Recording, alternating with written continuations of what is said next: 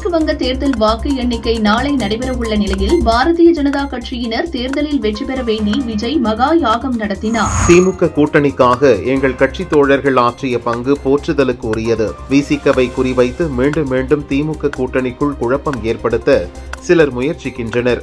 ஆனால் அத்தனை சதிகளையும் முறியடித்தோம் என திருமாவளவன் தெரிவித்துள்ளார். நாளை வாக்கு எண்ணிக்கை நடைபெறவுள்ள நிலையில் புதுக்கோட்டை கலெக்டர் அலுவலகத்தில் சற்று நேரத்தில் குண்டு வெடிக்கும் என இமெயில் மூலம் வெடிகுண்டு மிரட்டல் விடுக்கப்பட்டது. அலுவலகம் அருகே ஓட்டு எண்ணும் மையம் உள்ளதால் பரபரப்பு உண்டானது. வெப்ப அலையை சமாளிக்க அரசு தனியார் ஊழியர்களுக்கு பகல் 1 மணி முதல் மாலை 4 மணி வரை கட்டாயமாக ஓய்வளிக்க வேண்டும் என டெல்லி முதல்வர் ரேகா குப்தா அறிவுறுத்தியுள்ளார்.